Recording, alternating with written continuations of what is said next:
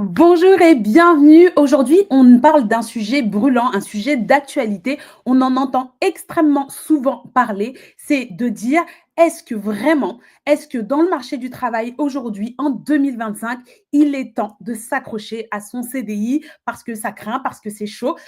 Écoutez, moi, je pense, j'ai mon avis là-dessus et l'idée aujourd'hui, c'est d'évoquer tout ça.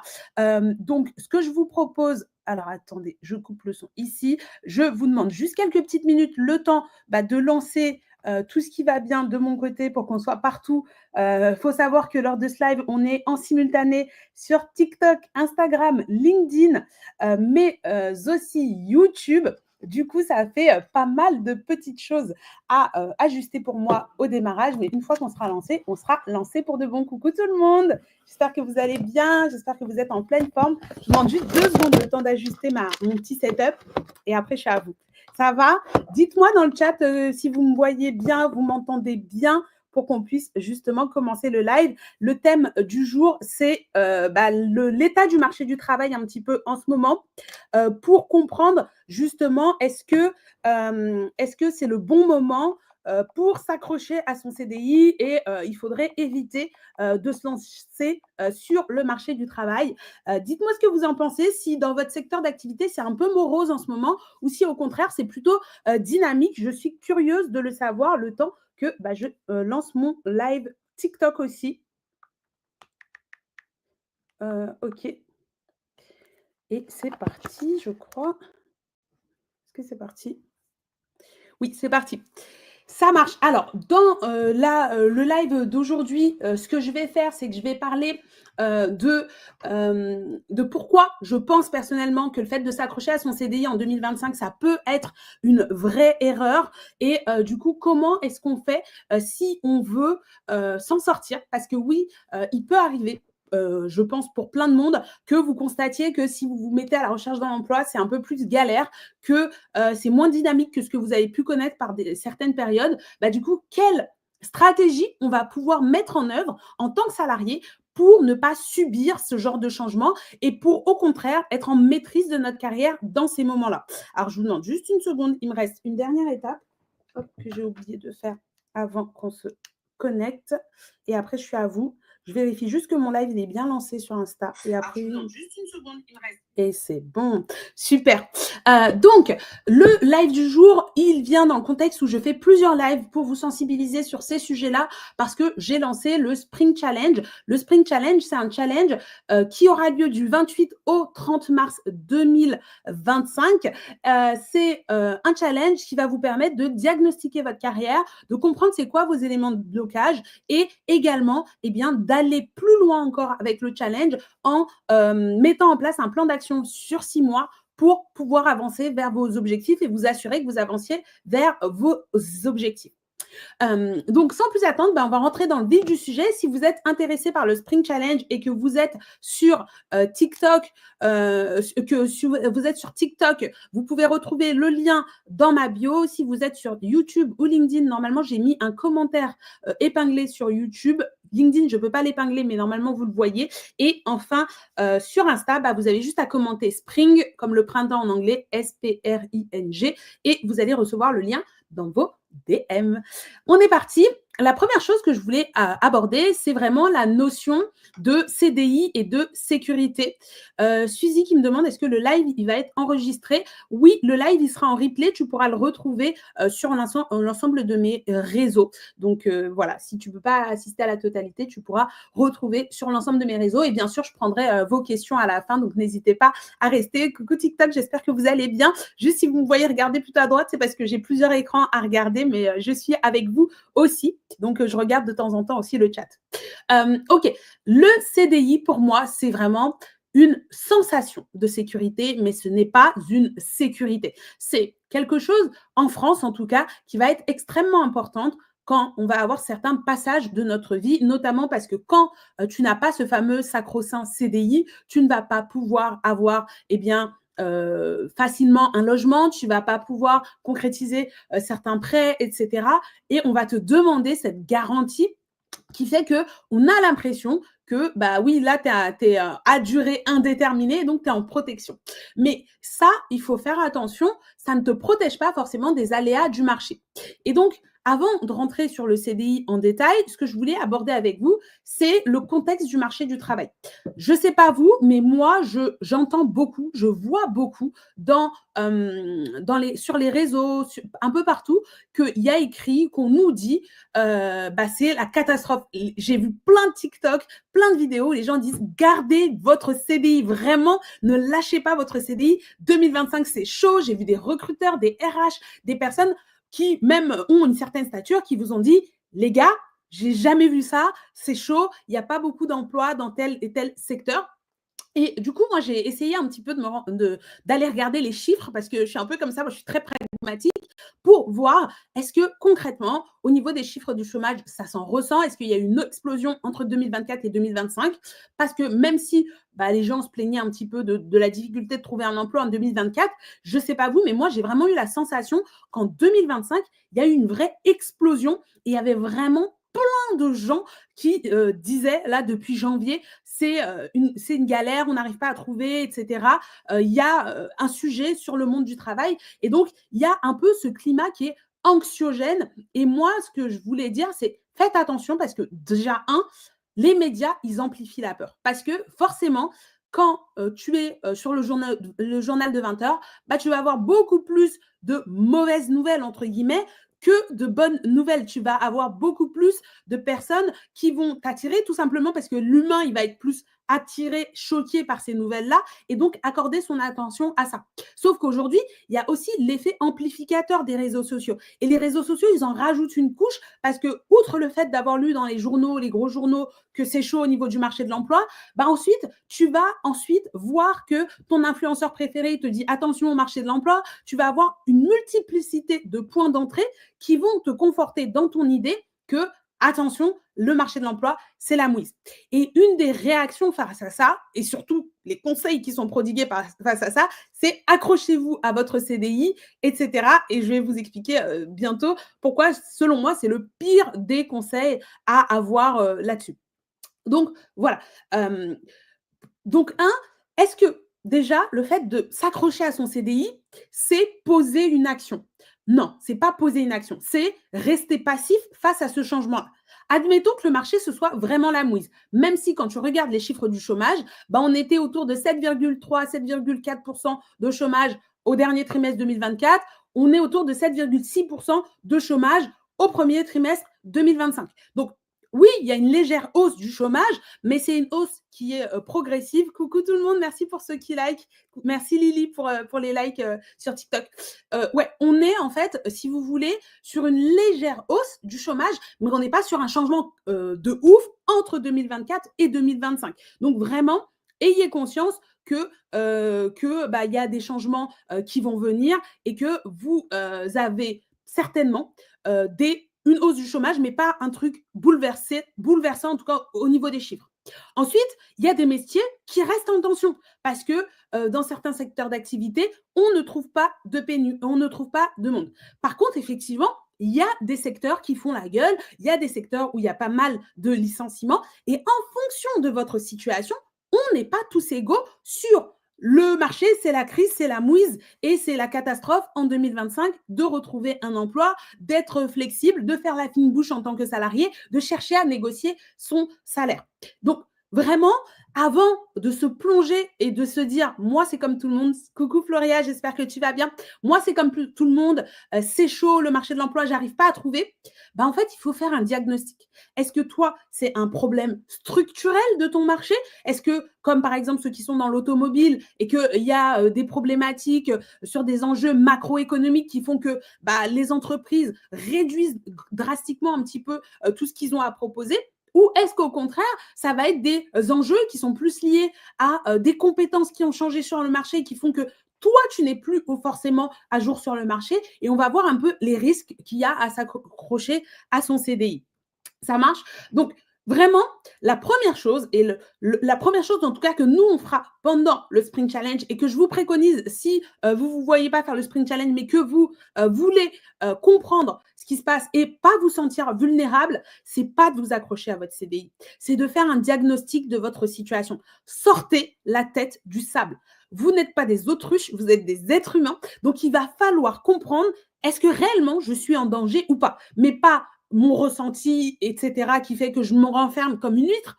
La réalité des chiffres, qu'est-ce qu'ils disent? Quand je me confronte au marché du travail, qu'est-ce que ça dit? Pas ma copine Jacqueline qui a à peu près le même métier que moi, qui, elle, quand elle a fait sa recherche, on ne sait pas trop comment elle s'y est prise, a galéré pour trouver un emploi. Donc, certainement que moi aussi, je vais galérer. Il y a un diagnostic à faire et dans le Spring Challenge, ce sera le jour 1 où on va faire le diagnostic de votre situation. Ce diagnostic, il va porter sur l'externe, mais il va porter aussi sur l'interne. Dans ton poste actuel, c'est comment? Est-ce que tu es dans une impasse? Est-ce que tu as des perspectives d'évolution? Que ce soit en termes de salaire? Est-ce que c'est parce que tu négocies mal et c'est ça qu'il faut réajuster? Ou est-ce qu'au contraire, tu es vraiment dans une impasse et il va falloir que ton prochain move, il se fasse en externe pour, si tu veux, la transformation qui te permettra d'atteindre tes objectifs financiers, d'atteindre les objectifs que tu as envie d'avoir professionnellement. Ça marche? Donc ça, c'est le premier jour du Spring Challenge. Si vous avez envie de découvrir le Spring Challenge, je répète, le lien, il est partout sur mes réseaux, dans ma bio et sur Instagram, vous pouvez commenter Spring et vous recevez le lien. Salut, il y a quelqu'un qui me dit hello sur LinkedIn, coucou, j'espère que tu vas bien. On est en train de parler de est-ce qu'il faut ou pas s'accrocher à son CDI en 2025. Je pense que là, c'est clair sur le fait que on doit comprendre où on en est. On ne doit pas rester dans le déni. On ne doit pas se dire ça, c'est comme ça pour ma Chine, ça sera comme ça pour moi. Ça ne marche pas. C'est de l'à peu près. Et si vous naviguez à vue dans votre carrière, un moment ou un autre, vous allez vous planter. C'est pas est-ce que je vais me planter, c'est quand est-ce que je vais me planter et prendre la mauvaise décision qui va me coûter cher. L'idée, c'est de dire j'arrête de réagir aux choses. C'est-à-dire que normalement, quelqu'un qui maîtrise bien sa carrière, quelqu'un qui a une approche et une vision stratégique de sa carrière, anticipe les changements qu'il va y avoir, comprend et a une connaissance fine de son marché et il sait très bien si son marché est porteur ou il n'est pas porteur. Il sait très bien quels sont les impacts qu'ils vont avoir sur son marché et il s'adapte à ces changements en amont pour pas que son profil, en fait, soit en danger, etc. Si toi, de ton côté, tu as tendance à ne pas t'adapter au marché, mais plutôt à réagir, quand je me fais licencier, c'est là que je me dis « Ah mince, il faut que je trouve quelque chose », bah, c'est déjà un peu trop tard. Il faut déjà avoir anticipé que potentiellement, j'ai un risque de licenciement. Qu'est-ce que recherche le marché? Est-ce que mon poste il est toujours attractif ou pas? Donc, une fois que tu as fait ce diagnostic, que tu vois exactement où tu veux mettre les pieds, je veux, avant de passer à la deuxième étape, te faire comprendre que si tu t'accroches à ton CDI, malgré le diagnostic, où là, clairement, tu as la certitude que le marché, c'est la cata. Tu as la certitude que dans cette boîte, tu ne peux pas évoluer, tu n'auras jamais tes objectifs de salaire, que ça fait des années qu'on te balade pour la même chose et tu n'as pas ces résultats. Et voilà. C'est ça le live kick-off de la tribu? Non, du tout. Le live kick-off de la tribu, c'est samedi. C'est un live privé pour les membres VIP en avant-première sur la tribu. Là, c'est juste un live où je partage avec l'ensemble de mes réseaux. Le live kick-off, normalement, tu as dû recevoir un lien. Ça se passe sur Teams. Ça marche? Donc, je voulais juste, du coup, rappeler les risques auxquels vous vous exposez. Le premier risque, c'est de comprendre qu'on est dans le monde du business. Même si tu es salarié, on est dans le monde du business. Et donc, il y a Inaya qui dit « Mon salaire, il est référencé par une grille et l'ancienneté du diplôme. Est-ce que mon employeur me doit de l'argent depuis le début de mon contrat ?» Alors, ce n'est pas la thématique du live, Inaya, mais il y a une boîte à questions dans ma story Instagram. Si tu veux, tu peux me mettre ta question et je la prendrai certainement pendant le live FAQ où je réponds aux questions sur les bulletins, sur les fiches de paye, sur la carrière, etc. Ça marche, Inaya? Donc, voilà pour ça. Le premier, c'est vraiment la douche froide, elle peut arriver. On a l'impression que c'est chaud parce qu'à un moment donné, moi, je vais avoir des difficultés à trouver un emploi. Moi, si je pars, je ne vais pas facilement trouver, donc c'est pour ça que je reste. Mais on oublie qu'en fait, on peut te dégager aussi. On peut te demander de partir. OK? Pour les questions TikTok, je vois qu'il y a plusieurs questions. N'hésitez pas à les mettre. Il y a une boîte à questions dans ma story Instagram. J'y répondrai lors de la FAQ dédiée. Là, c'est un live thématique en fait qui porte sur l'état du marché actuel sur le monde du travail et comment on adapte sa stratégie en tant que salarié. Donc, je ne vais pas prendre les questions hors sujet. Peut-être à la fin du live, si j'ai un peu de temps, je les prendrai. Ça marche? Donc ça, c'est de se dire qu'une entreprise, elle n'aura aucun, mais absolument aucun intérêt à vous garder si vous ne lui apportez plus de valeur. Donc, si vos compétences deviennent obsolètes, bah, ça va être problématique et à un moment donné, vous allez voir soit déjà au début, le premier signe, c'est qu'on va plus du tout vous augmenter, on va plus du tout vous calculer, peu importe ce que vous faites en fait pour l'entreprise, mais le step au-dessus, c'est qu'on va finir par vous licencier pour notamment des raisons économiques, sachant qu'en plus, les ordonnances Macron, quand il est arrivé au pouvoir, il a quand même assoupli les conditions sur lesquelles on pouvait faire des licenciements économiques, qu'aujourd'hui, même si on est licencié pour des raisons abusives, alors que l'employeur n'a pas totalement raison, eh ben, on a le barème Macron qui fait que les indemnités maximum de dédommagement par rapport à un licenciement abusif, elles sont plafonnées. Et donc, ça veut dire que l'employeur, il sait très bien combien ça peut lui coûter de vous virer alors qu'il n'a pas tout à fait le droit. Et ça ne change rien à sa stratégie. S'il n'a plus besoin de vous, il va trouver un moyen soit à vous dégoûter pour que vous partiez de vous-même, soit à se débarrasser de vous. Donc, il faut comprendre que quand toi, tu cherches à t'accrocher à ton CDI, dis-toi que ton employeur n'est pas accroché à toi. Et donc, à partir du moment où il n'est pas accroché à toi, il faut que tu t'assures dans ta stratégie de toujours lui apporter de la valeur pour qu'il valorise toujours ton ajout dans sa boîte et qu'il ait toujours envie de t'avoir dans le marché dans son entreprise. Le deuxième risque que tu vas avoir, c'est de te rendre invisible sur le marché du travail. Quand je dis invisible sur le marché du travail, ça veut dire quoi? Ça veut dire que beaucoup de gens qui sont en poste, bah, en fait, ils vont être en poste, mais ils oublient complètement de se mettre à l'écoute du marché, de régulièrement continuer à être à l'écoute de ce qui se fait, de échanger avec leur réseau, de voir les opportunités, de faire des entretiens réguliers, même s'ils n'ont pas forcément l'intention de partir immédiatement.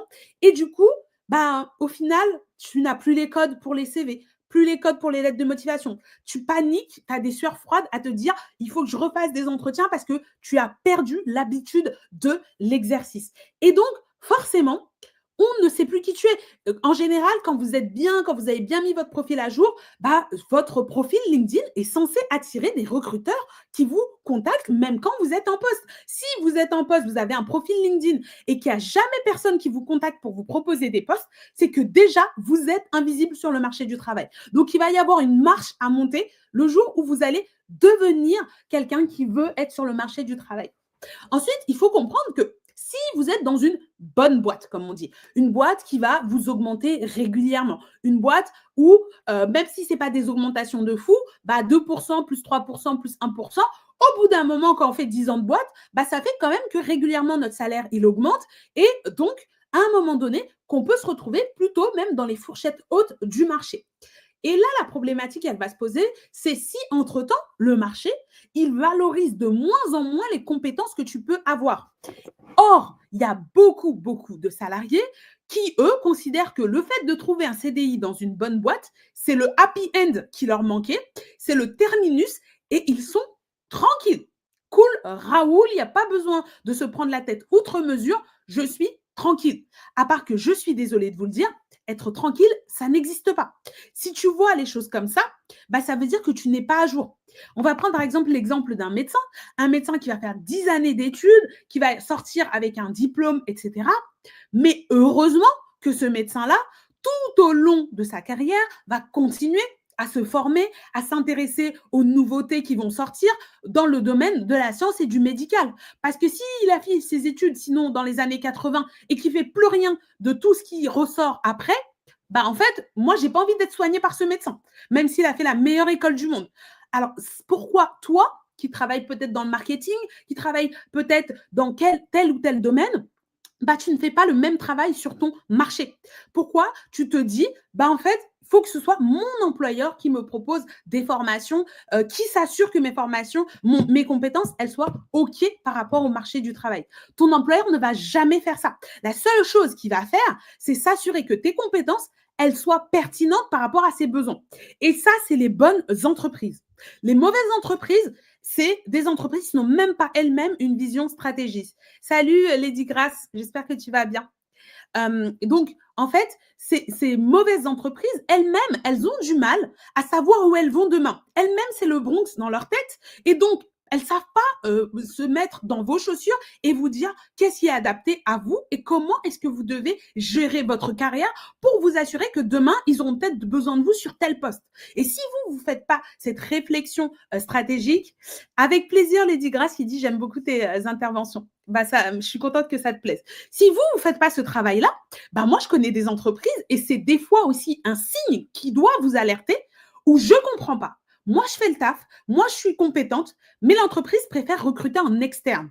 Pourquoi l'entreprise, alors qu'elle t'a déjà, que ça lui coûte moins cher de t'augmenter et de te donner le poste, préfère recruter en externe? C'est quoi le trou dans la raquette? Qu'est-ce qu'il y a dans ton profil qui fait que l'entreprise ne s'est pas sentie en confiance pour te confier ce poste-là? Et ça, c'est typiquement ce que moi, je vais considérer comme une mauvaise entreprise parce qu'elle ne va pas accompagner ses salariés pour aller prendre les opportunités qu'elle a dans sa propre entreprise. Alors que dire des changements qui peuvent avoir lieu dans le marché pour lesquels, toi, ce serait intéressant que tu commences à t'intéresser à l'intelligence artificielle, à telle technologie, à telle nouvelle compétence, parce que ça te rendra beaucoup plus attractif auprès de bien plus d'entreprises, mais ta boîte actuelle, elle n'en a strictement rien à faire parce qu'elle n'en a pas besoin.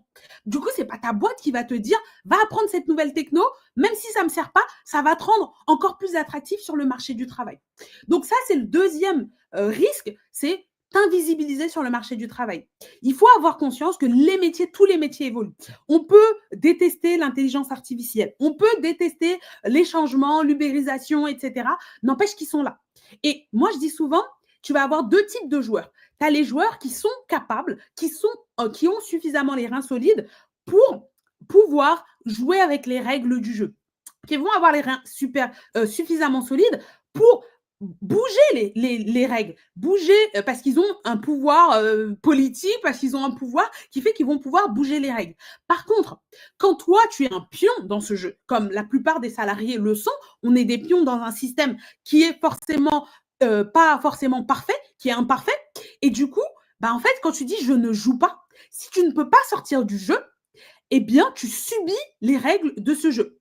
Donc, en fait, on peut dire, oui, mais c'est pas normal, l'employeur devrait nous former, mais la loi dit que, la loi dit que, la loi, c'est un socle minimum. Si vous vous basez que sur la loi, bah, ne me dites pas à côté, j'ai des ambitions, j'ai des objectifs, j'ai des rêves à accomplir. La loi, elle n'est pas là pour faire en sorte que tu aies des rêves à accomplir. La loi, elle est juste en train d'être là pour éviter qu'il y ait trop de gens dans le caniveau et qu'on ait à gérer que la société et le contribuable, il est à payer pour des gens qui ne peuvent pas se nourrir, etc. Donc la loi, c'est ça. C'est pour ça qu'elle met en place un SMIC.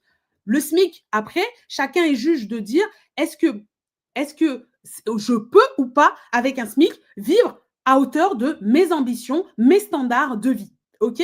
Mais si tu te bases que sur la loi, bah, la loi, elle va imposer que ça. Après, en fonction de ton secteur d'activité, eh ben, la convention collective, elle peut définir d'autres règles. Après, dans ton entreprise, peut-être que tu as des syndicats ou des représentants du personnel qui sont particulièrement actifs et qui peuvent mettre en place des règlements, négocier des choses. Mais si tu comptes uniquement sur les autres, comme je dis, tu auras un socle minimum. Après, à toi de voir qu'est-ce que tu te fixes comme ambition et si tu veux les atteindre. Il y a quelqu'un qui me demande sur les réseaux, mais est-ce qu'avec le marché actuel, on peut trouver un CDI avec le salaire qu'on veut? Bah moi, c'est exactement ce que je suis en train de dire. Ça dépend qui tu es. Ça dépend exactement qui tu es. Qu'est-ce que tu as apporté à ce marché actuel? Le marché actuel, il a des besoins. Ces besoins, ils évoluent. Donc, ça veut dire que peut-être que pendant un temps, les besoins ou les compétences que tu avais, ils étaient complètement alignés avec les besoins du marché. Donc, c'était plus facile pour toi de négocier ta rémunération avec ton profil actuel. Par contre, vu que les besoins du marché, ils évoluent, voilà, vu que les besoins du marché, ils évoluent, bah, si toi, tu as pas fait évoluer, bah, peut-être que là où c'était facile avant, ça va devenir difficile. Et le problème, c'est pas d'accuser le marché, parce que le marché, il a besoin, il a besoin. Il s'en fiche de ce que toi, tu penses et de toi, tu aimes bien ton métier ou quoi. C'est à toi de te réinventer, de transformer ton chemin de carrière pour dire comment je trouve à la fois quelque chose qui m'épanouit, qui me plaît, qui me fait kiffer, mais en même temps qui va me permettre de matcher avec les besoins du marché où ils sont prêts à me verser ce type de salaire. Il y a quelqu'un qui me dit dans le chat, je ne veux plus le SMIC, je veux commencer un nouveau job à 35K et augmenter. C'est possible. Il y a plein de jobs qui payent 35K et plus. Il y a des jobs qui payent à 50K, il y a des jobs qui payent à 100K. Donc, dans tous les cas, c'est possible. Il y a Jojo qui me dit, s'il vous plaît, qu'est-ce que tu as mis? Jojo, comme j'ai dit, je ne réponds pas aux questions qui ne sont pas liées avec la thématique du live actuel. Donc, n'hésite pas. J'ai une boîte à questions qui est ouverte dans ma story Instagram. Tu remplis et je réponds. Il y a un live dédié qui est prévu lundi soir à 21h où je réponds à toutes les questions autour de la paye, de la négociation de départ, les choses comme ça. Donc, n'hésite pas. Coucou Mira.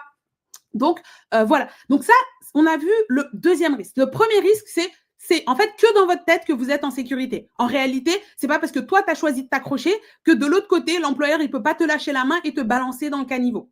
Le deuxième point, c'est de devenir invisible pour le marché du travail. C'est-à-dire que tu n'intéresses plus personne dans le marché du travail. Et donc, souvent, on vient me voir pour négocier son salaire. Pour négocier avec quelqu'un, encore faut-il qu'il s'intéresse à toi. Encore faut-il qu'il te voie parmi la masse de tous les candidats qu'il y a. Et si déjà tu n'arrives pas à sortir du lot, si déjà tu ne ramènes pas de la valeur ajoutée pour laquelle on a envie de payer, pourquoi tu me parles de négociation? OK? Donc ça, c'est le deuxième risque. Le troisième risque, c'est que tu deviens une cible facile pour les entreprises. On voit que tu cherches, par exemple, tu es dans ta boîte, là, on commence à mal te traiter. Tu commences à avoir des signes faibles où sans aller jusqu'au harcèlement, sans aller jusqu'à la maltraitance folle, tu commences à te dire, je me sens pas trop respectée. En fait, là, ils ont accordé des primes à tout le monde. Moi, ils ont pas voulu parce qu'ils m'ont sorti telle ou telle histoire. Ou moi, on me traite un peu, on m'a demandé de m'occuper des dossiers les plus nuls de la boîte, etc. Je sens que avant, ils me considéraient et maintenant, ils sont de moins en moins en train de me considérer. Peut-être que ça va te donner envie de te dire, je vais commencer à regarder ailleurs pour partir. Mais si tu es concerné par le risque numéro 2, c'est-à-dire que tu es tellement resté longtemps dans cette boîte, tu t'es tellement suradapté aux besoins de cette boîte que tu en as oublié quelles étaient les attentes du marché. Et du coup, ton profil n'est plus adapté aux attentes du marché. Qu'est-ce qui va se passer? Ça veut dire que quand tu vas faire tes recherches, parce que tu ne sais même plus correctement faire un CV, tu ne sais plus que maintenant, les CV, ça passe par des intelligences artificielles et qu'il suffit d'avoir mis ton truc un peu de travers comme ça et ton CV, il est rejeté, il n'y a même pas un recruteur qui le lit.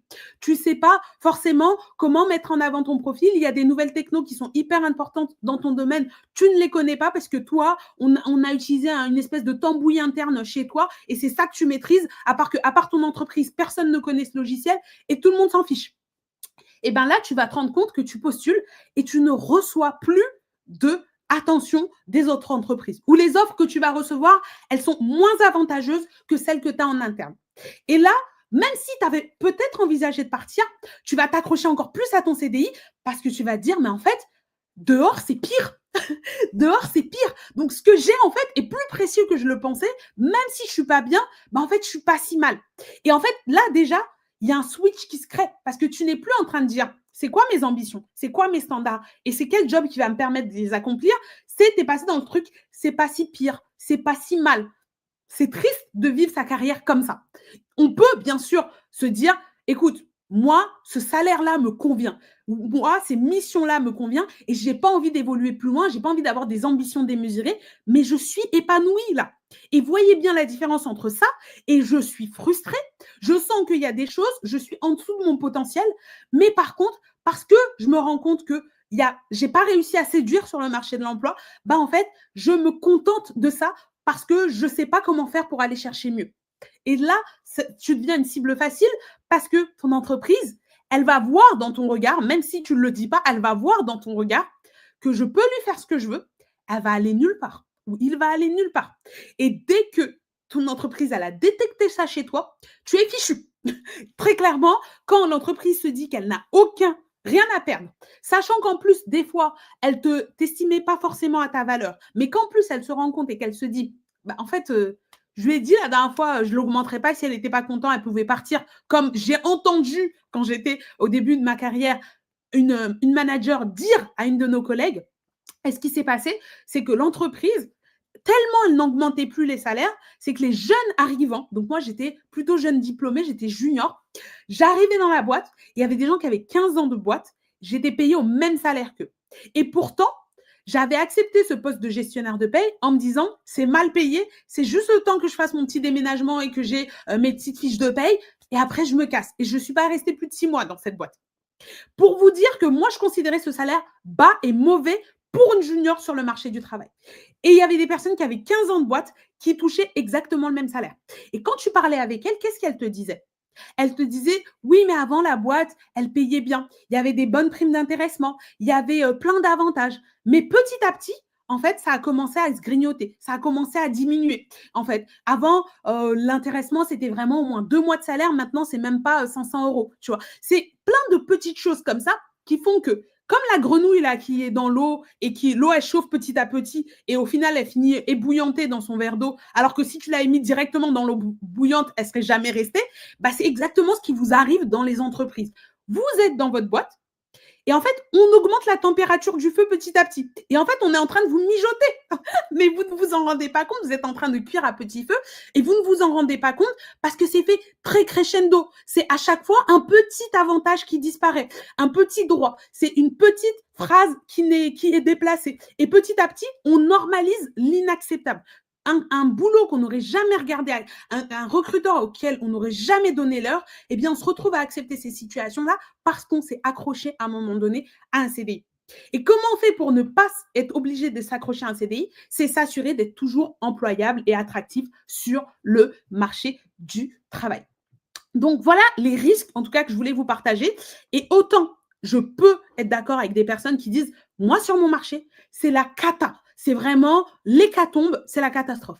Alors, si tu vois que c'est la catastrophe et que tu as la chance d'être encore en CDI, donc ça veut dire que tu peux prendre un peu plus de risques dans le sens où tu peux te former sur ton temps de travail, tu peux négocier avec ton employeur des formations, une évolution, tu peux aussi passer des entretiens en externe, négocier des éléments avec de futurs employeurs ou te rendre compte qu'en fait, c'est très difficile de trouver un emploi, ça veut dire qu'il y a des choses à changer dans ton profil. C'est pas normal que quand tu mettes ton CV à jour, que quand tu mettes à la recherche d'un emploi, pendant plusieurs mois, tu n'aies rien qui fasse mouche et que ça retombe. Sauf si tu es à l'aise à te dire, bah, à chaque fois que moi je veux changer de job, ça met au moins 1 an. Moi, je sais qu'au bout d'une semaine, déjà, quand j'ai commencé à bien postuler, bien cibler des entreprises et que j'ai pas de retour, ça commence à me stresser. Donc, ça veut dire que il faut personnellement, en tout cas pour que je sois à l'aise, pour que je puisse dire next à des entreprises, parce que en fait, je vais pas vous donner l'air, bah, il faut que je sache que mon profil, il est super attractif sur le marché du travail. Et si je dis non à une entreprise, il y en a 10 qui se lèvent pour me dire, ah ouais, ton profil, je le kiffe et je veux que tu viennes bosser pour moi. Et ça, c'est des stratégies à mettre en place pour que son profil il soit comme ça. Donc maintenant, en 2025, si tu es dans un marché, tu as l'impression que c'est bouché, c'est saturé, tu as l'impression que c'est galère de trouver un emploi, c'est quoi la stratégie que tu dois adopter pour pas te faire avoir, à te retrouver à subir les événements, mais anticiper et te dire le monde, il tourne, le monde, il est incertain et c'est à moi de mettre en place certaines choses si je veux que ça réussisse. La première chose, je vous l'ai déjà dit, c'est de faire un diagnostic de votre situation. Arrêtez avec les je crois que, j'ai entendu dire que, parce qu'il faut savoir que le cerveau humain, c'est une machine hyper complexe, on peut faire énormément de choses, mais c'est aussi très bête. Et donc, il y a ce qu'on appelle des biais. Les biais, c'est des bugs dans ton cerveau qui font qu'on peut t'arnaquer sur plein de choses. Et des fois, je fais des vidéos sur différents biais, mais il faut avoir la conscience qu'un des biais les plus terribles, c'est le biais de confirmation.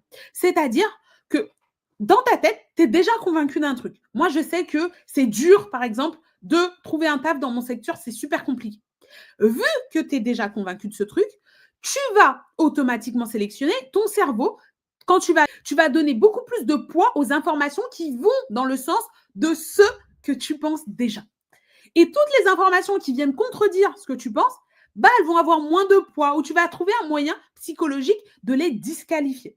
Donc, plutôt que de dire oui, mais non, tu as raison, tu n'as pas raison, reviens au factuel, sors de l'émotionnel, fais un vrai diagnostic en disant où en est mon secteur? Est-ce que mon poste actuel, il a de l'avenir? Est-ce que ma boîte actuelle, elle a de l'avenir?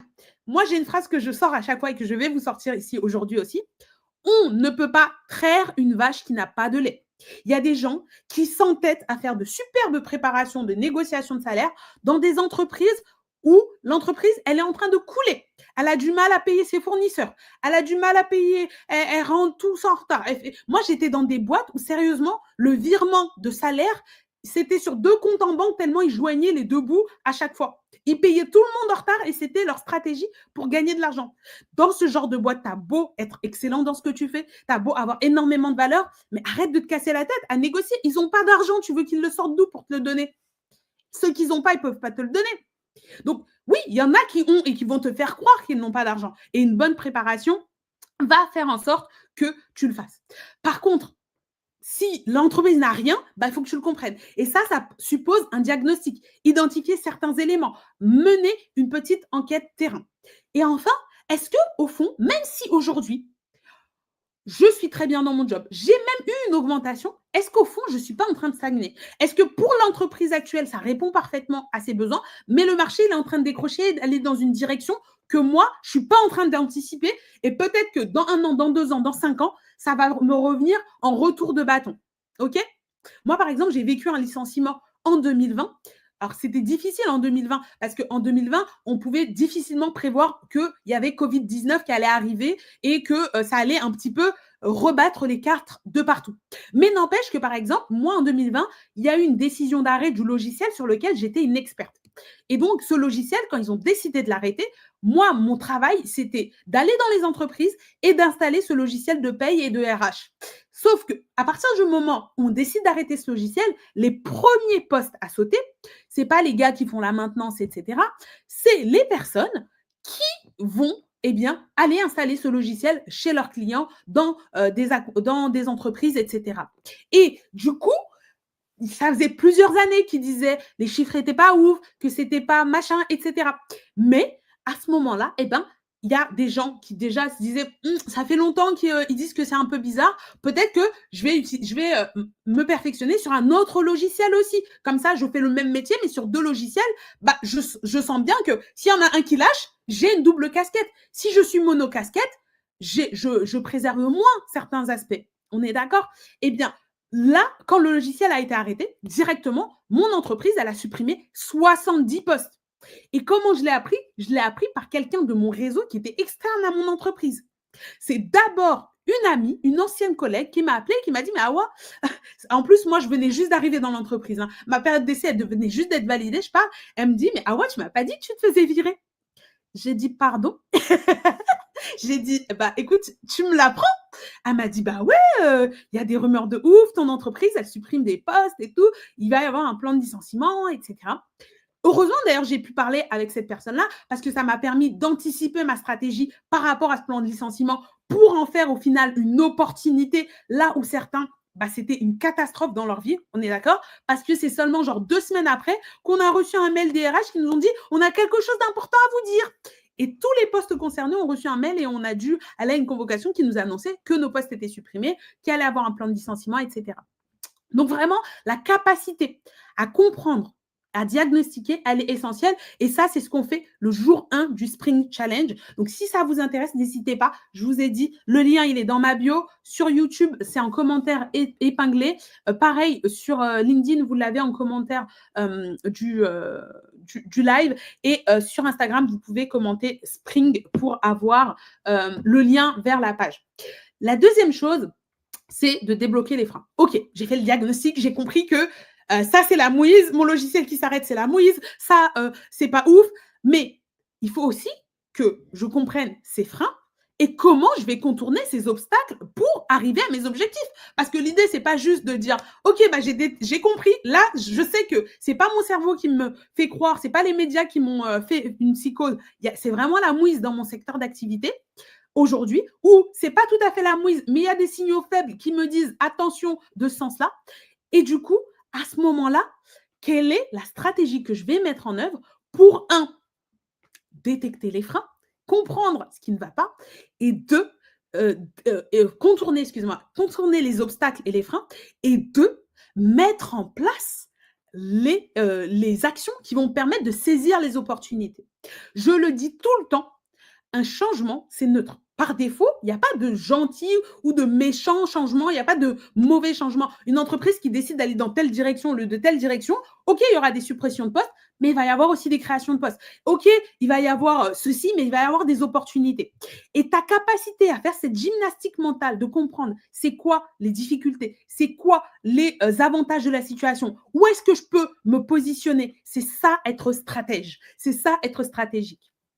Et il y a quelqu'un qui me dit: «Bonjour, merci pour ce live. Moi, je l'ai compris tardivement. Je suis à la recherche d'un poste et rien de concluant. Soit on me propose un salaire plus bas que le marché, soit on me reproche d'avoir des expériences trop diverses». Ça aussi, il ne faut pas hésiter à se faire accompagner parce que des fois, quand on a un parcours atypique, c'est plus difficile de présenter face à un recruteur, face à une entreprise, une histoire qui tient la route. En entretien, on a besoin d'une histoire qui fasse sens et que ces expériences, elles fassent sens. Et ça, c'est peut-être juste une histoire de valorisation. Mais à côté de ça, il faut comprendre les besoins réels du marché et t'assurer que tu ne sois pas à côté de ces besoins-là. Et il y a quelqu'un qui dit: «Je dois me former à l'IA», c'est vrai, et dans le juridique, c'est recherché. Très clairement, l'IA, ça bouleverse un nombre incalculable de métiers, de marchés et de secteurs. Et attention où vous allez chercher vos informations, essayez de croiser les sources, essayez de comprendre à gauche, à droite où vous allez. Pourquoi? Parce que vraiment, en fonction, des fois, quand vous allez juste à France Travail, les informations que vous avez, on va vous dire: «Ah, c'est super ce métier, il a très le vent en poupe». Peut-être qu'il avait le vent en poupe il y a 5 ans, mais qu'entre-temps, il y a 150 000 personnes que le France Travail, il a dit: «Allez faire ce métier, il est très demandé en ce moment», et c'est plus du tout le cas. Donc si, avant de faire une reconversion dans un secteur donné, renseignez-vous, faites le diagnostic, comprenez où vous allez mettre les pieds et est-ce que, au-delà de ce qu'une telle m'a dit, la recherche, le diagnostic me fait dire que c'est pertinent. Est-ce que je détecte des opportunités? C'est plus simple d'avoir ce raisonnement-là et de ne pas y aller s'il ne faut pas, que d'aller, de faire sa formation, de dire j'ai donné de mon mieux, j'ai travaillé à fond, mais je ne comprends pas, c'est pas juste. Eh bien, je n'obtiens pas de. Les gens, ils sont méchants, ils ne veulent pas me donner un poste parce que j'ai un profil atypique. L'entreprise, elle n'est pas là pour faire la charité. L'entreprise, elle n'est pas là pour vous donner des postes. L'entreprise, elle est là parce qu'elle veut que sa boîte, elle aille là. Elle a des objectifs, elle a des ambitions. C'est pas une association, et même l'association, en fait, l'association, elle a ses usagers. Si vous voulez travailler pour elle, c'est que vous n'êtes pas sa cible. Et donc, vraiment, ces besoins-là, elle veut voir comment vous pouvez répondre à ces besoins. Elle n'est pas là pour dire: «Ah bah, il y a des juniors, les pauvres, ils ne trouvent pas de travail, je vais leur donner du travail. Ou il y a des seniors, les profs, ils ne trouvent pas de travail, je vais leur donner du travail». Elle n'en a rien à faire de votre vie. Vous êtes responsable du fait que mes compétences, elles sont toujours recherchées sur le marché du travail. Je sais que je suis dure, mais vaut mieux la dureté qui vous dise la réalité plutôt que de pleurer sur LinkedIn en faisant un post en disant s'il vous plaît, partagez, parce que là où on est dans une posture de négociation, vous avez bien conscience que si c'est par charité qu'on vous a fait croire qu'on vous avait offert un entretien, vous n'êtes pas du tout en bonne posture ensuite pour négocier votre salaire. Parce que déjà, on a été gentil de te donner un travail. Et quand ils vous disent ça, ils sont en train de vous mentir. S'ils n'avaient pas besoin de vous, ils ne seraient pas en train de vous proposer un travail. Mais n'empêche que vu que vous êtes mis dans une posture où vous êtes en train de quémander, où vous êtes en train de dire « soyez gentil, donnez-moi un travail », eh bien, à ce moment-là, on va appuyer dessus pour vous dire « non, et déjà, je te donne un travail, je te donne ta chance, je suis prête à donner ta chance, ne me demande pas trop au niveau du salaire ». Donc, attention à la posture qu'on va avoir parce que les entreprises, elles vont jouer là-dessus. Et plus elles voient que vous avez des gens là qui disent c'est la mouise sur le marché du travail, plus elles se disent ah ouais, ils sont en flip. Donc, si on doit arrêter le processus de recrutement, c'est la fin du monde pour eux. Mais toi-même, tu seras beaucoup plus à l'aise de négocier si tu sais que tu es en train de négocier avec 2, 3, 4 entreprises et que les 4, elles te veulent et qu'elles sont toutes en train de surenchérir pour t'avoir dans leur boîte. Et c'est ça le levier que tu dois te constituer et c'est ça, avoir une bonne stratégie pour se mettre de façon à ce que tu aies des leviers pour les négociations. Je vais voir. Il y a Kofi qui me dit: j'ai vécu une situation il n'y a pas longtemps. J'ai été retenue après un entretien. J'aurais commencé le travail en février passé. J'appelle pour mieux en savoir et on me dit que le client n'a pas accepté ma candidature. Alors, j'avoue que c'est étrange parce que si on te dit que tu as été retenu et qu'après le client il n'a pas accepté, c'est un peu étrange et il y a un problème de communication très certainement. Mais je me dis que réellement, voilà, moi, on ne peut pas cacher le fait qu'il y a de la discrimination qui existe, mais en tout cas, c'est des red flags sur l'entreprise. Une entreprise qui ne respecte pas ses candidats, qui ne les tient pas informés, qui les prend et qui les balance et qui ne leur dit même pas que finalement, ils ne sont pas retenus. Pour moi, c'est des entreprises où tu dois te poser la question, est-ce que j'ai vraiment envie de rejoindre cette entreprise? Parce que je sais que quand on cherche un emploi, qu'on est en galère, qu'on doit payer des factures, qu'on voit ses droits au chômage qui diminuent, c'est source de stress et on sait qu'on est en besoin. Mais quand même, ayez conscience de votre valeur. Ayez conscience que vous ramenez de la valeur à une entreprise et que ça a un coût, etc. Ça marche? Alors, sur LinkedIn, je crois que j'ai une question. Il y a Divine qui me dit: «Elle a été retenue sans signer de document». Alors j'ai peut-être pas suivi, quelle est la question, si tu peux me la remettre dans le chat, s'il te plaît. Heu, OK. Et quelqu'un sur LinkedIn qui me dit: «Vaut mieux des vérités amères qu'un doux mensonge». Même problème que, Patricia. Ça marche. Oui, par rapport à la formation IA, tu veux dire quand tu dis même problème que Patricia? Vraiment et puis ne vous dites pas qu'il y a que les formations qui sortent de telle ou telle école qui sont bien. Parce qu'aujourd'hui, rien que les changements avec l'IA, ça va tellement, tellement vite que on ne peut pas attendre parfois qu'une école décide de créer son master ou son école, etc. Il faut apprendre à suivre des webinaires dans les domaines qui vous intéressent, à être un peu autodidacte et aller chercher des trucs. Il y a des sites comme Coursera, vous pouvez prendre des cours. Il y a des LinkedIn Learning où vous avez des gens qui mettent des cours hyper intéressants. YouTube, c'est une mine d'or pour apprendre plein de choses. Ne vous limitez pas qu'à une seule façon de faire parce qu'aujourd'hui, les choses vont tellement vite, les changements vont tellement vite que si vous ne vous auto-formez pas, si dans votre calendrier du mois, de la semaine, vous ne prévoyez pas un petit peu de temps pour être en veille sur les infos de votre secteur, vous allez être rapidement dépassé. OK? Et c'est ça qui fera la différence sur votre capacité à saisir les opportunités, à savoir un petit peu dans quel sens le vent va tourner et à être pertinent par rapport aux besoins du marché. Donc ça, c'est la deuxième étape. Et ça correspond au jour 2 du Sprint Challenge. Bâtir une stratégie qui est pertinente entre mes aspirations, mes désirs, mes blocages, mes freins, mes points faibles par rapport au marché et mes points forts, comment je fais pour valoriser mon profil, comment je fais pour détecter les opportunités, mettre en place une véritable stratégie. Ça, c'est le jour 2 qu'on fait dans le challenge. Le jour 3, c'est le passage à l'action.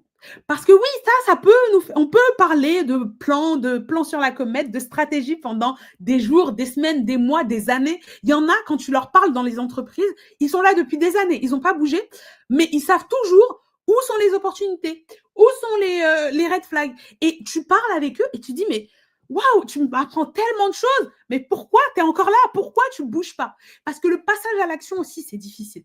Parce qu'entre savoir dans la théorie et mettre en pratique en réalité, se sentir vulnérable, sortir de sa zone de confort, c'est encore un pas supplémentaire et un pas qui demande d'être bien fait. Parce que je connais aussi des personnes qui ont essayé de prendre des risques et qui se sont plantées. Et c'est tout de suite ces personnes-là que tu vas avoir en tête. Parce que peut-être qu'ils avaient une bonne stratégie, mais l'exécution de la stratégie s'est mal passée parce qu'ils n'avaient pas correctement mis en œuvre le plan d'action. Ça marche? Et donc, pour mettre un plan d'action solide, moi, ce que je me dis, c'est que déjà, c'est la bonne décision à prendre. Et la prise de décision aussi, c'est une compétence. Savoir prendre une décision, c'est une compétence. Et souvent, ce que je constate avec les salariés que j'accompagne, c'est que leur prise de décision, elle est extrêmement émotionnelle. C'est-à-dire, j'encaisse, j'encaisse, j'encaisse, et un jour, ras-le-bol, en fait, là, je vais, par réaction, pas par réflexion, pas par stratégie, pas par cheminement structuré, prendre ma décision, je ne vais pas objectiver mon choix et je vais partir bille en tête sur quelque chose qui n'est pas pertinent dans ma situation. Et donc, c'est après avoir fait ce move, pris ce risque, que je vais me rendre compte que j'ai fait une erreur. Et c'est là où, avec le Sprint Challenge, moi, je vous transmets une méthodologie pour prendre la bonne décision. Vous avez un outil d'autodiagnostic qui vous aide à vous prendre le bon choix. Est-ce qu'à ce stade, avec tous les éléments que j'ai identifiés, la stratégie que j'ai décidée, il faut que je reste, il faut que je parte, il faut que je renégocie, quelle décision je dois prendre, mais aussi, on met en place un plan d'action avec des actions concrètes à mettre en œuvre sur les 6 prochains mois pour que les objectifs que j'ai aujourd'hui soient fixés à la fin des 6 mois. Parce que oui, si tu n'as pas un plan d'action, tu vas aller droit dans le mur. Parce que oui, tu as des responsabilités familiales, tu as ton quotidien, tu as peut-être le temps de loisirs dont on a tous besoin aussi un minimum dans sa vie. Tu as tes responsabilités au travail et peut-être qu'aujourd'hui, on te surcharge de travail à un salaire de misère et du coup, ça reste quand même une charge mentale que tu as à gérer. Et donc, si tu veux que ton plan d'action, que ta carrière, elle passe en priorité, faut que tu t'interroges sur le temps que tu passes et que tu consacres dans la semaine à ta carrière. Et la réalité, c'est que la plupart d'entre nous passons 40 heures par semaine à travailler pour notre patron et qu'on a très peu de temps, voire 0 heure par semaine, à se consacrer à notre carrière. Et là, c'est là où c'est grave. Parce qu'en fait, si tu n'as pas réfléchi en amont ta stratégie, les actions que tu vas faire au travail, bah, en fait, tu n'es pas sûr qu'elles sont en train d'être pour toi. Alors que si tu as bien conscientisé ta stratégie, tu as bien identifié d'où tu pars, où tu veux aller, et que ensuite tu as mis un plan d'action concrète, et qu'en fait, le poste que tu es en train d'avoir actuellement, les missions et les responsabilités que tu as actuellement, elles sont au service de ton plan d'action, de ta stratégie, bah en fait, les 40 heures par semaine que tu es en train de faire pour l'employeur, elles sont au service de tes ambitions, de tes objectifs et de où toi tu veux aller dans la vie. Et c'est ça qui est hyper important de comprendre en tant que salarié. On nous fait souvent croire que les entrepreneurs sont libres, ils travaillent pour eux-mêmes, et les salariés, bah en fait, en tant que salarié, tu travailles pour un patron. Non, en fait, c'est ton mindset qui fait que tu travailles pour qui. Est-ce que tu travailles pour toi-même? Donc, est-ce que tu as une stratégie consciente de où tu vas? Ou est-ce que en fait, tu avances un peu, mais tu ne sais pas trop où? Mon employeur, il me propose une promotion, mais combien je dois négocier? Bah, c'est toi qui devrais savoir combien tu veux. C'est toi qui devrais savoir si cette promotion, elle est pertinente par rapport au salaire que tu veux dans 5 ans, dans 10 ans, dans 20 ans. Si toi, tu ne sais pas répondre à ça et que tu demandes à d'autres personnes de faire ce choix à ta place, c'est que tu as abdiqué de tes responsabilités et de ton pouvoir. Et donc, à ce moment-là, effectivement, eh ben, tu vas te retrouver dans une situation où on va te mener par le bout du nez, où on va te tendre des carottes en te disant t'inquiète, tu vas avoir. Et même quand tu n'auras pas, bah, tu te dis que c'est hyper important et que tu ne sais pas faire sans. Alors qu'en fait, on est des adultes en business avec d'autres adultes qui sont l'entreprise. Et cette responsabilité-là, même si tout est fait dans la société pour nous infantiliser et faire en sorte que bah, on réfléchisse pas et qu'on suive le mouvement et qu'on soit docile, bah, en fait, il faut que intérieurement, on reprenne ce pouvoir-là. Ça va avec une sorte de responsabilité. C'est pour ça que parfois, je peux être un peu dur là dans ce live. Ça va avec une forme de responsabilité. Mais par contre, quand on a cette puissance-là, ben en fait, on ne se dit pas salariat ou entrepreneuriat. On sait qu'on bosse pour soi-même avant tout. Ça marche? Divine qui me dit, vous dites des choses très pertinentes, c'est très profond d'avoir cette vision-là. Exactement. Et c'est la vision qui va te permettre d'atteindre tes objectifs. Pas la vision qui va te dire, oh, mais j'ai donné 10 ans de ma vie à une boîte. Ben, moi, quand les gens ils me disent ça, je dis, mais pourquoi tu as donné? On est dans le marché du travail. On est dans une entreprise avec un salarié. Tu travailles, tu donnes une force de travail, une expertise, des valeurs, et eux, ils te donnent de l'argent. Si toi, tu es allé donner à un endroit où on doit vendre, c'est toi qui n'as pas compris quelque chose. Donc, oui, on peut se victimiser en disant, moi, j'ai donné tant à une entreprise, mais je n'avais pas à donner. Donc ça peut être chose. Après, on comprend le contexte. Parfois, on est manipulé pour qu'on donne, alors qu'on a cru des promesses où on avait dit, t'inquiète, je vais le faire. On a cru sur parole. Malheureusement, bah, dans le monde du travail, on ne peut pas compter sur juste la parole. Alors, il y a Daphné qui me dit, est-ce que le raisonnement est valable lorsqu'on est fonctionnaire? Pour moi, le raisonnement, il est valable même quand on est fonctionnaire, dans le sens où fonctionnaire, c'est un statut, comme on peut être salarié du privé, comme on peut être entrepreneur. Et en fait, fonctionnaire, c'est pas collé à ton ADN. Donc, si aujourd'hui tu estimes que le statut de fonctionnaire, les avantages que procure le boulot de fonctionnaire, sert tes vraies ambitions, tes vrais objectifs de vie, bah, c'est pertinent de rester fonctionnaire. Mais en fait, il faut que tu t'assures de te dire, c'est d'abord ma vision, mes ambitions qui vont driver le fait de dire, est-ce que je suis fonctionnaire ou pas? C'est pas le fait que je sois fonctionnaire qui va driver le fait de dire, quel est le salaire maximum que je peux percevoir? Parce que si c'est comme ça, bah, en fait, je bosse pour être fonctionnaire. Ma vie va être arrêter au carcan de ce que le statut de fonctionnaire me permet. Et ça peut être un choix parce que c'est aligné avec ce que moi je veux vraiment, ça va avec l'équilibre vie pro, vie perso que je veux, ça va avec le niveau de vie financier que je veux, ou en tout cas, je peux explorer différentes fonctions dans l'état, enfin, dans la fonction publique qui me permettent d'atteindre mes objectifs financiers. Ou peut-être qu'au final, quand j'aurai fait un vrai diagnostic, quand j'aurai regardé les vrais obstacles et les vraies possibilités, je me rendrai compte qu'en fait, l'outil qui est le plus pertinent pour ma vision personnelle de la réussite, ma vision personnelle de où je veux aller dans la vie, bah, ce n'est pas être fonctionnaire. Donc, si le Spring Challenge, il va être adapté à toi, si tu es capable de te dire, bah, en fait, je suis fonctionnaire aujourd'hui, mais je vais même remettre en question ça pour voir si est-ce que c'est vraiment ce qui me va. Et je vais quand même analyser toutes les possibilités qu'il y a dans la fonction publique pour voir si le métier précis que j'ai aujourd'hui sert réellement mes intérêts parce que je peux avoir une appétence pour la fonction publique, et etc. et continuer là-dedans. Mais en fait, c'est comme je dis à beaucoup de personnes quand je les accompagne dans les négociations salariales, ce n'est pas un employeur qui détermine votre salaire. Et que cet employeur soit l'État ou une entreprise du privé, bah, ce n'est pas ses limites à elle qui doivent dire quelles sont tes limites à toi. Donc voilà, j'espère que ça répond à ta question, Daphné. Il y a Maria qui nous dit LinkedIn, c'est devenu vital pour une recherche de travail. Comment créer un bon profil alors qu'on se remet sur le marché du travail sans aucune expérience dans le domaine d'études? La réponse courte, Maria, c'est d'aller voir des experts de LinkedIn qui maîtrisent leur sujet sur LinkedIn, de prendre une formation LinkedIn et de l'appliquer de A à Z. C'est la façon la plus efficace, la plus efficiente pour toi d'avoir un profil LinkedIn au poil et de comprendre finement comment marche le réseau social qui est essentiel pour toi dans ton marché. Voilà. La réponse longue, elle peut être si tu n'as pas le budget d'investir dans ce sujet-là, tu n'as pas envie d'investir dans ce sujet-là, de te poser, de te faire une sélection de vidéos YouTube qui traitent de ce sujet parce que du contenu gratuit qui t'explique comment faire un contenu, un bon profil LinkedIn, il y en a pléthore sur les réseaux sociaux. Eh bien, tu te poses et déjà, tu étudies ça. Mais la réalité, c'est que si tu n'as pas la compétence, eh bien, il va falloir l'acquérir. Et ça, il n'y a pas de secret, il faut se former. Mais il y a différentes façons de se former. Se former, ça ne veut pas dire, bon, bah, je m'en fiche de comment je paye mon loyer, je repars sur la bande de la fac et voilà. Non, on peut tout à fait être dans quelque chose qui est écologique par rapport à nos contraintes personnelles et qui s'inscrit en fait dans notre réalité de salarié, de personne, quoi. Il y a Divine qui dit « Je suis totalement d'accord avec vous. Parfois, être fonctionnaire peut être un piège. » Tout peut être un piège. Vraiment, tous les statuts. Il y a des personnes qui quittent le salariat pour devenir entrepreneurs, mais ce sont aussi des salariés déguisés. Sauf qu'ils ont plus les avantages du salariat. Ils n'ont plus de maintien de salaire quand ils sont malades. On peut arrêter leur contrat de prestation de service du jour au lendemain parce que ce sont des entrepreneurs.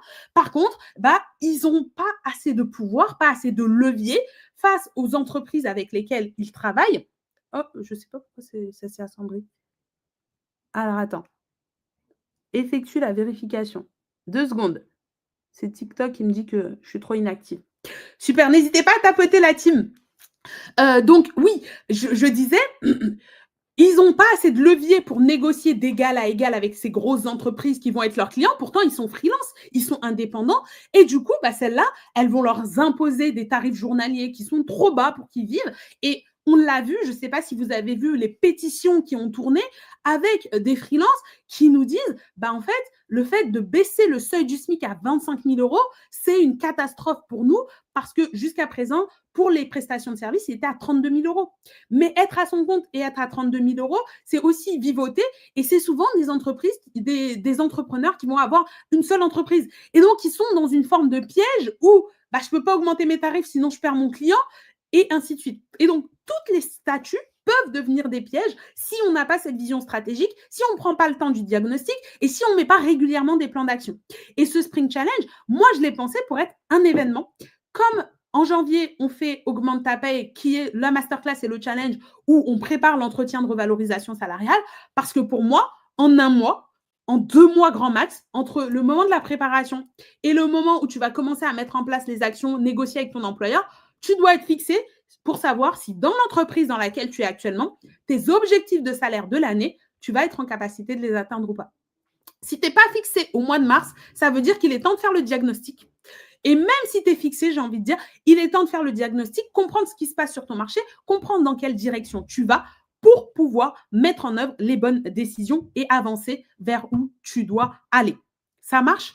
Et donc, c'est là qu'arrive le Spring Challenge. Et ce Spring Challenge, si ce n'est pas cette année, il viendra l'année prochaine pour ceux qui aujourd'hui ne sont pas forcément prêts à sauter le pas et à avancer là-dessus. Mais toujours est-il, c'est que tous les ans, il faut le faire. Il faut faire un diagnostic et il faut avancer. Au moins une fois par an, si ce n'est plus, si vous vous retrouvez à avoir des gros changements. Alors, attends, il y a eu des questions sur LinkedIn qui me dit mais Awa, si je veux 500 000 € par an, quelle entreprise va me payer ça à moins d'être DG ou PDG? Alors, je rappelle que les DG et PDG sont des salariés. je rappelle que tu peux mettre en place une stratégie pour devenir DG ou PDG. Donc, en fait, qu'est-ce qui te dit que toi, demain, tu ne peux pas être DG ou PDG? Où tu places le curseur pour dire je ne peux pas? Il y a aujourd'hui des salariés, des personnes qui ont le statut de salarié. Alors oui, c'est des métiers de direction. Hein. Dans une entreprise, on ne donne pas 500 000 euros à n'importe qui. On donne 500 000 euros à des personnes qui sont en compétence de venir ramener ça. Mais on peut aussi imaginer d'autres structures. Par exemple, tu peux te dire, bah, moi, je vais gagner plus d'argent. Une partie, je vais la faire avec mon salariat. Une partie, je vais avoir un side business en tant qu'entrepreneur. Il y a plein de panachages que tu peux faire pour arriver à un objectif financier. Peut-être que tu veux vraiment faire 500 000 euros, mais que tu n'as pas envie d'être PDG parce que ça ne t'intéresse pas de ne pas avoir de vie et de travailler tout le temps comme le font la plupart des PDG. C'est à toi de voir comment c'est possible, mais tout l'intérêt de savoir comment c'est possible, c'est la stratégie que tu mets en œuvre. Moi, je ne peux pas te donner ta stratégie parce que ce n'est pas mon job de faire ta stratégie à ta place. Mais par contre, tout est possible. S'il y a des gens qui le font, pourquoi toi, tu ne pourrais pas le faire, tu vois? Après, il y a des objectifs qui sont plus difficiles à atteindre que d'autres. Quand ton objectif, c'est de faire 50 000 euros, on imagine bien que c'est plus facile que de faire 500 000 euros. Mais il y a des boulots qui le permettent. Il y a des pays où c'est plus facile à atteindre que d'autres. Pour un même job, tu passes en Suisse, tu n'as pas le même salaire que de l'autre côté en France. Tu vois, il y a plein de stratégies à mettre en œuvre et c'est cette vision stratégique. Et donc, tu peux toujours en freelance, Cassandra, je pense. Tout est possible. Tu peux te mettre en freelance. Il y a plusieurs stratégies à mettre en œuvre. Et il y a quelqu'un qui dit oui, la fonction publique, c'est compliqué d'être augmenté, les grilles, les corps, etc. Voilà. Mais encore, il faut comprendre que chaque structure obéit à ses codes, etc. C'est compliqué d'être augmenté. Il y a des gens qui sont augmentés dans la fonction publique. Peut-être qu'il faut passer plus de concours, peut-être qu'il faut avoir un aspect plus politique, peut-être qu'il y a des aspects, mais en tout cas, chaque environnement, il y a une possibilité de croissance. Et parfois, c'est une croyance limitante de se dire, dans ce secteur-là, c'est difficile. Les solopreneurs et autres freelances doivent penser comme des chefs d'entreprise. Je suis d'accord. Et pareil. Et je crois que c'est Cassandra qui nous dit « Je veux finir responsable directrice juridique dans une entreprise. » Eh bien, c'est une belle ambition. Il faut le mettre en œuvre. Il faut voir si le marché, il est pertinent. Il faut voir si, est-ce que demain, l'ambition que tu as, elle est pertinente par rapport aux nouvelles technologies. Quel est l'impact de l'IA sur le droit? Est-ce que demain, il y aura encore des directrices juridiques avec l'avancée de l'IA et comment il impacte le droit? Enfin, il y a plein de sujets comme ça à se poser. Et l'objectif avec le Spring Challenge, c'est justement d'aller au bout de ces sujets-là. Le Spring Challenge, pour vous en dire un mot avant de clôturer ce live, c'est vraiment à s'accrocher à votre CDI. Je comprends que vous soyez inquiet par rapport à la conjoncture actuelle, qu'en fonction de votre secteur, ce soit plus morose que d'autres, mais vraiment, vous accrocher à votre CDI, c'est la pire idée et on l'a vu en long, en large et en travers durant ce live. Pour toutes les personnes qui sont arrivées en cours, le replay sera dispo sur ma chaîne YouTube. Il sera aussi dispo sur LinkedIn. Donc, si vous voulez le rattraper tranquillement, revoir des passages, vous réimprégner, vous pourrez le faire. Et il y a quelqu'un qui nous dit sur LinkedIn, je vais vraiment faire une stratégie et je vais finir en Afrique dans une entreprise internationale. C'est souvent bien payé. Exactement. Et tu vois, quand tu as une vision, quand tu as des objectifs, ben après, ta stratégie, elle en découle et tes actions, elles en découlent. Et donc, quand demain, ton employeur il va te dire, ah, ben, je te propose une promotion, mais c'est payé 5% de plus, tu sais déjà quoi répondre. Tu sais déjà comment répondre et tu sais déjà quelles conditions, toi, tu acceptes de continuer à bosser avec lui parce que ça va te permettre ou pas de te faire avancer ou reculer vers ton objectif et tes ambitions. Ça marche? Donc, si vraiment vous avez envie de faire ce diagnostic cette année avec moi, si vous vous dites, moi, j'ai envie d'avoir un vrai accompagnement, d'avoir des vrais workbooks, d'avoir des vraies méthodes et des vrais outils pour faire un travail de fond qui va me permettre potentiellement, si c'est ce qui ressort du diagnostic, de mettre une vraie stratégie et de transformer ma carrière pour 2025, d'avoir un plan d'action sur 6 mois sur lesquels je vais pouvoir me reposer et avancer sur les 6 mois de l'année qui reste sur 2025, je vous recommande de prendre votre place pour le Spring Challenge, à savoir que le tarif du Spring Challenge va augmenter lundi. Donc, dimanche minuit, le tarif augmente. En ce moment, pour le lancement, parce que l'ouverture, théoriquement, j'aurais dû la commencer que le 17 mars, mais j'ai décidé de participer au Spring Challenge et de participer à une collaboration qui s'appelle Quotidien Serein, où en fait, il y a 16 formateurs qui se sont réunis pour faire un coffret de formation avec au total, donc mon challenge, mais aussi 15 ou 14 autres formations. Donc, au total, 15 formations.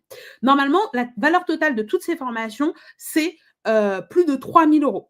Mais là, vous avez ça pour le même prix que mon challenge normal. Mon challenge normal, à partir du 17 mars, il sera vendu à 297 €.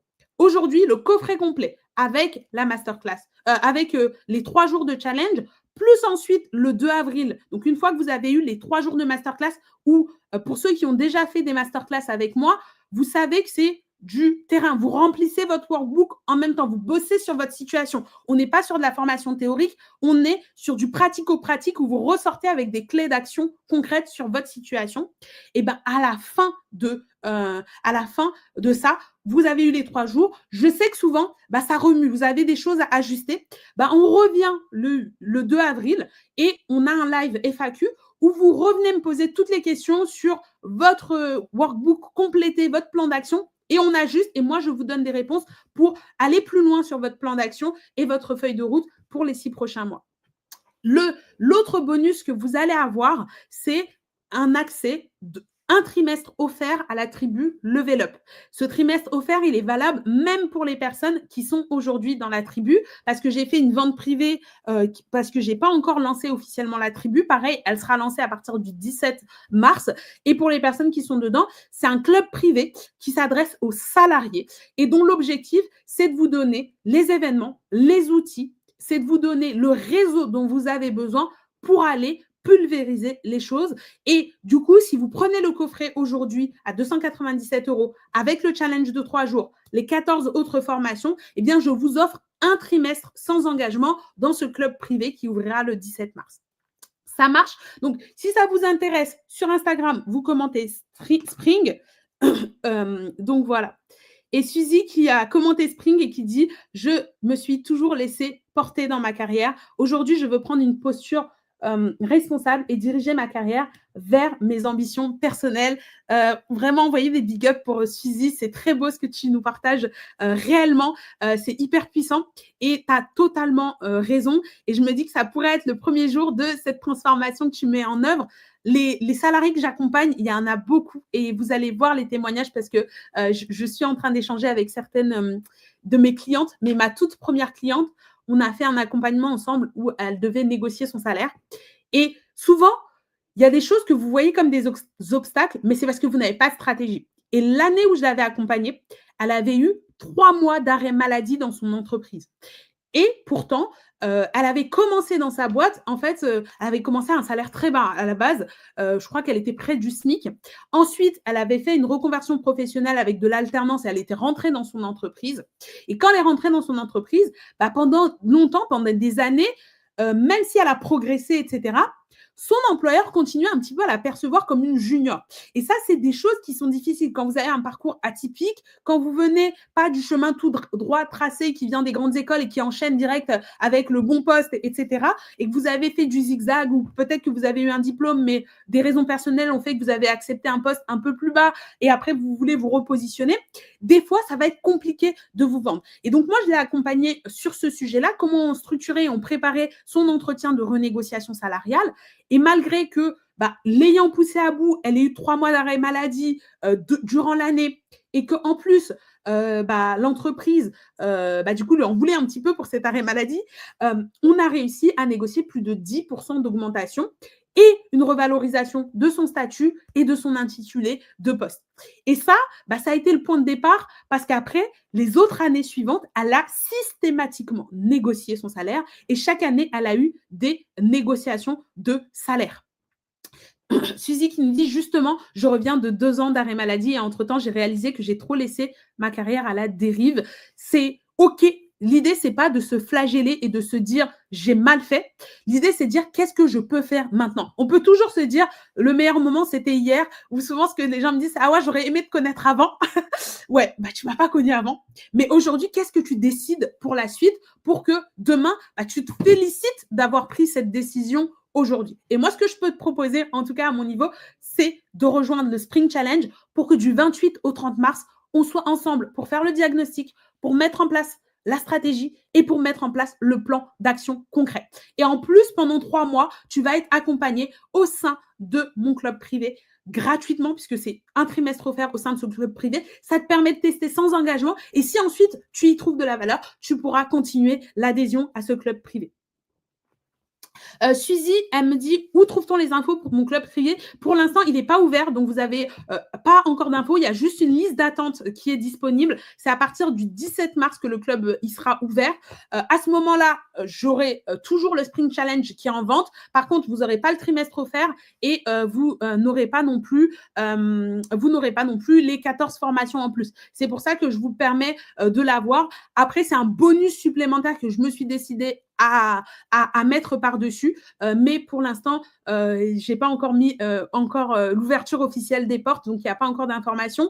À la limite, si vraiment il y en a qui sont intéressés, peut-être que demain, après le live, parce que pas demain, dimanche, j'ai prévu un live.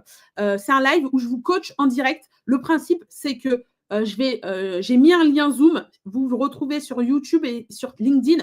Il y a un lien Zoom. Vous vous connectez sur le lien Zoom et toutes les 10 minutes, je prends une personne qui va pouvoir m'exposer un petit peu sa situation. Et pendant 10 minutes, je vais la coacher et l'aider sur sa problématique de salaire et de carrière.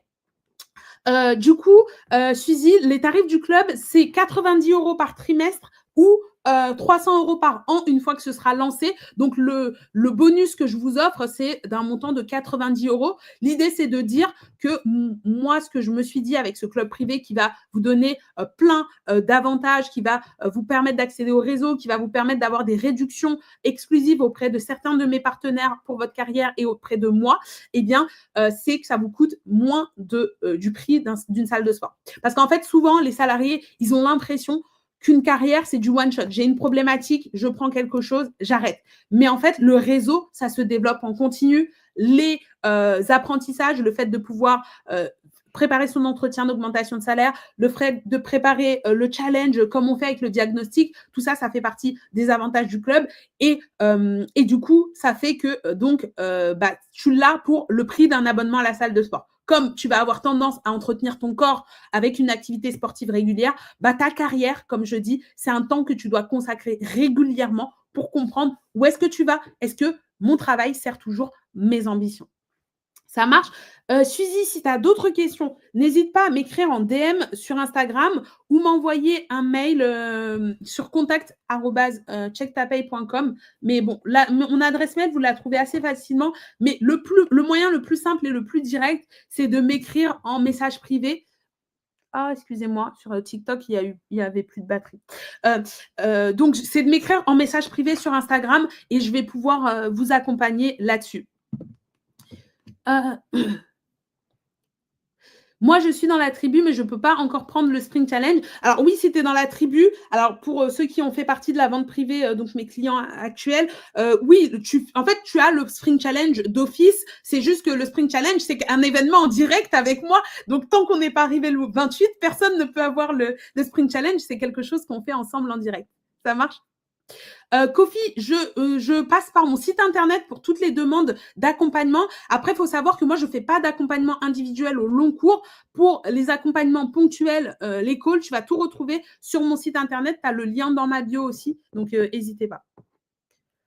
Est-ce que tous les programmes sont sur ton profil? Oui, Daphné, si tu vas sur le lien en bio, tu vas retrouver le Spring Challenge, tu vas retrouver la masterclass gratuite que je vais donner le 12 mars aussi. Et si tu as la moindre question, tu m'envoies un DM et puis on t'y répond avec Stéphanie, mon assistante, on va pouvoir te répondre. Ça marche. Du coup, je vois qu'il y en a qui commencent à aller, ils commencent à se faire tard. Mais je pense que je vous ai partagé ce que j'avais à vous partager. Je serai de nouveau en live dimanche s'il y en a qui veulent participer donc au live où je vous coach en direct et vous me posez votre problématique. C'est complètement anonyme pour vous rassurer. C'est moi qui vous prends d'un côté Zoom et de l'autre côté, je suis avec mes téléphones parce que j'en ai deux pour être à la fois sur plusieurs réseaux en même temps. Et du coup, vous entendez juste la voix de la personne qui est en Zoom avec moi, mais vous ne la voyez pas. Donc, si ça vous parle, si vous avez envie de tester ça, n'hésitez pas à me dire et puis on va s'organiser ça. Ça marche? Donc, voilà. J'ai passé un excellent moment avec vous tous. Merci d'avoir été là dans le chat. Merci pour votre attention. Merci pour vos questions. Et je sens qu'il y a de belles ambitions. Suzy, elle me dit, c'est quoi la tribu? La tribu Level Up, c'est le nom de mon club privé. Et en fait, j'ai fait une vente privée. Donc, en avant-première, il y a plus de 43 personnes qui sont déjà rentrées dans le club. Et l'ouverture officielle, c'est le 17 mars. Et le 17 mars, je vais faire le lancement officiel. Mais par contre, aujourd'hui, ce que j'ai décidé pour fêter un petit peu le Spring Challenge, c'est vraiment le coffret. Donc, vous avez tout sur la page.